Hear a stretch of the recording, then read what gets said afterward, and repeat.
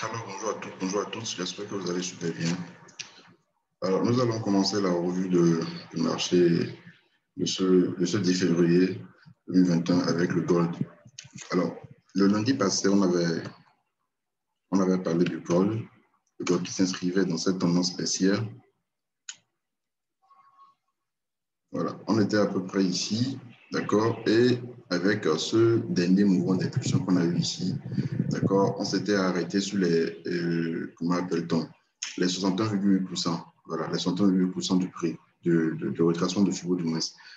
Alors, qu'est-ce que vous avez constaté? Le prix a réintégré la droite. N'oubliez pas que même quand vous utilisez les FIBO, ça ne veut pas forcément dire que le prix va s'arrêter sur les 50 ou 61,8%. Ça, vous comprenez?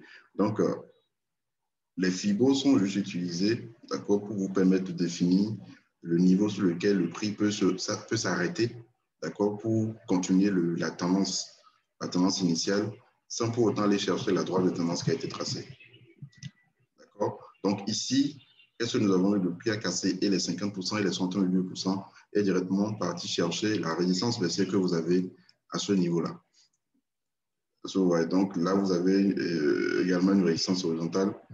D'accord? Donc, le prix est parti toucher la résistance baissière, par la même occasion toucher la résistance horizontale ici.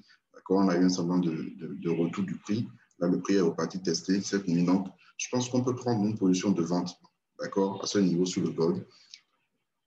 D'accord? Sous ce niveau, les 1844, disons 1845, avec un stop légèrement au-dessus de la mèche que vous avez en haut ici. En fait, le truc, c'est que le prix a cassé et a touché la résistance baissière et par la même occasion, fait un pullback sur cette résistance et sur ce support du moins, support haussier qu'on avait tracé en H4, si vous en souvenez. Voilà.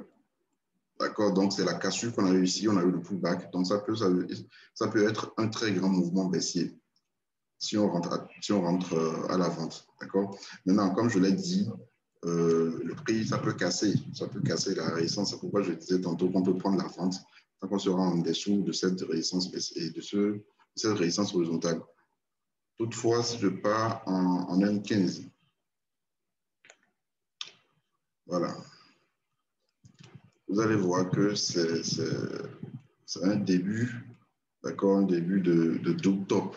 Ça peut nous former un double top. En tout cas, tant que le prix ne dépassera pas, d'accord, et cette résistance et comment on appelle le sommet que vous avez ici, on peut avoir la formation d'un double top. Donc, il est possible d'anticiper, c'est-à-dire de rentrer sur le deuxième sommet ici avec un premier objectif. Bon, là, je suis en M15, hein. Sinon, comme on l'a dit tout à l'heure en H4, l'objectif final, c'est le point de départ que vous avez ici. Voilà.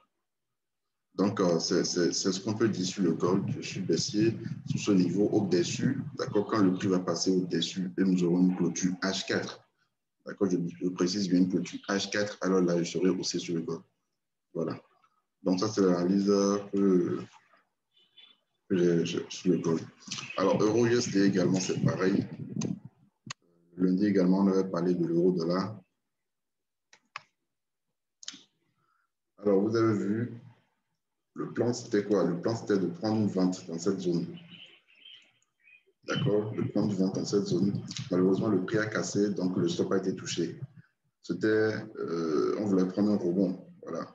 Un rebond sur ce support qui devient maintenant résistance. Et ça a cassé par la même occasion la résistance baissière. Donc, c'était un point d'entrée à l'achat sur la cassure ici. Toujours est-il que quand vous tracez à travers les sommets que vous avez au sein de la tendance baissière, vous voyez que là également le prix, d'accord, vient de buter sur une résistance également baissière.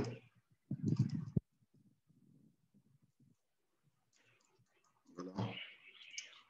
Donc, vous savez qu'on privilégie beaucoup plus les rebonds parce que le risque que vous allez prendre, d'accord, le risque que vous allez prendre dans ce cas-ci n'est pas aussi élevé que celui qui prend une cassure en fait. Voilà. Donc, un instant.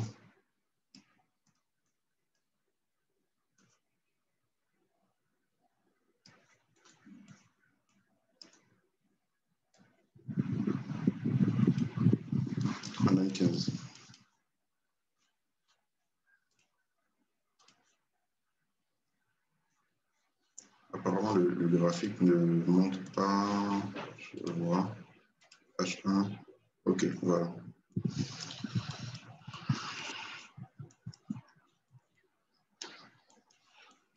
Donc, rebond bien possible, d'accord, bien possible de prendre ce rebond.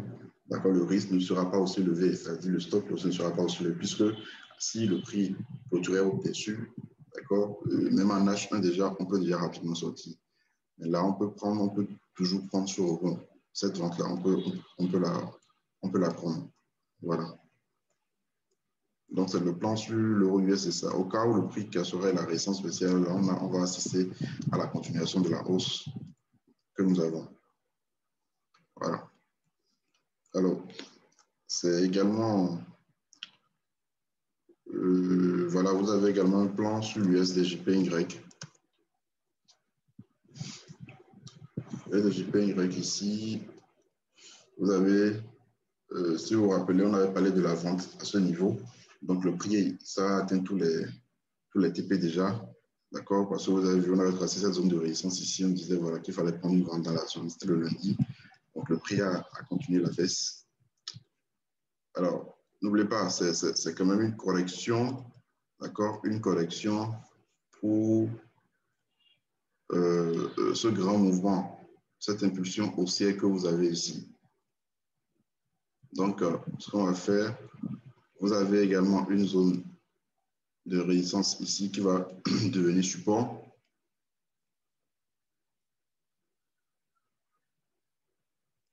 Voilà. Je vais également utiliser les retracements de Fibo. Le mouvement, c'est ici.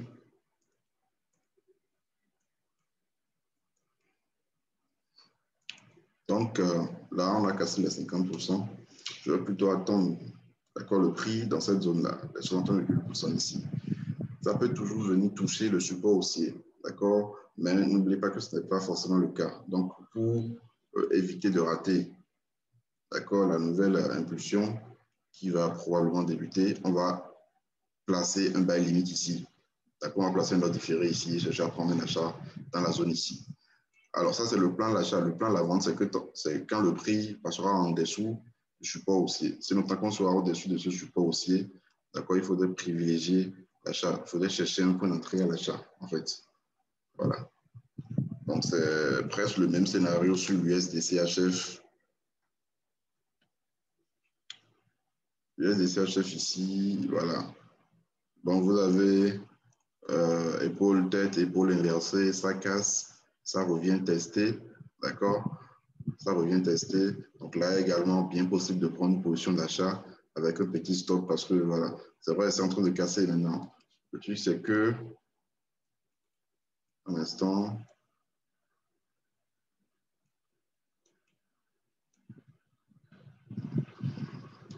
voilà. Le mouvement, c'est ici. Le prix sur les 61,8%, d'accord? Malgré la cassure, n'oubliez pas, malgré la cassure, les 61,8% peuvent repousser le prix. Donc, ici, l'objectif, c'est de prendre un achat avec un stop très serré, d'accord? Si clôture de cette bougie, alors là, on pourra sortir. Sinon, l'objectif, c'est le rebond, c'est-à-dire c'est le pullback après, d'accord, cette magnifique figure que vous avez ici. Épaule, tête, épaule inversée, cassure, d'accord? Accélération haussière, pullback, pour une nouvelle accélération en temps normal. Voilà. Mais si vous avez la clôture H4 en dessous de ce niveau, alors là, on risque d'avoir une baisse. D'accord? On risque de retracer de 100% du mouvement, en fait. Voilà.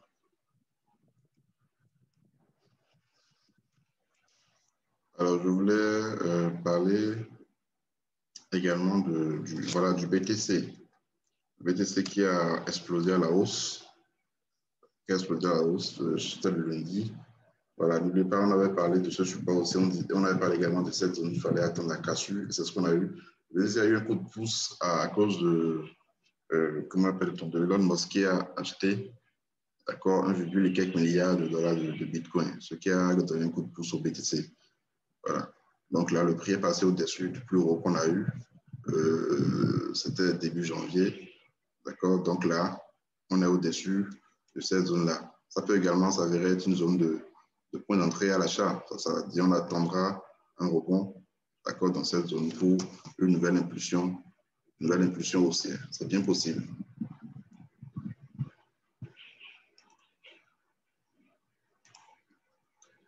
Voilà, on pourra établir un plan comme ça sur le BTC. On attendra une correction, d'accord, pour une nouvelle impulsion haussière.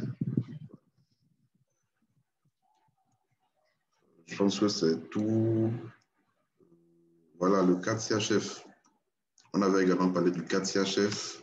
Le plan s'est bien déroulé. C'était la vente dans cette zone. Si vous vous rappelez bien, on avait pris une vente dans cette zone. D'accord, donc la position est toujours en cours. On avait identifié ce triangle-là ascendant. D'accord, on avait dit qu'on pouvait trader au sein du triangle, c'est-à-dire acheter en bas sur la bande inférieure, vendre sur la bande supérieure. C'est ce qu'on a fait ici. Voilà. Donc, si vous avez pris la position, donc n'oubliez pas de faire le break-even, de sécuriser la position en fait. Donc, le premier objectif, c'est cette zone-là ici. Et puis, bon, après, vous avez le support aussi, la bande inférieure du triangle. Alors, je pense que c'est tout ce que j'ai prévu pour vous. Donc, vous allez surveiller le gold. D'accord? Vous allez surveiller le gold. On a parlé d'une prise de position à la vente. J'avais montré ça également en M15. Voilà. D'accord? Une prise de position à la vente. Même en M15 ici, vous avez cette petite résistance spéciale qui a repoussé le prix en fait. Voilà.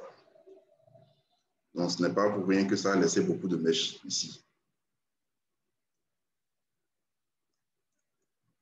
D'accord? Donc, c'est à cause de cette petite résistance baissière.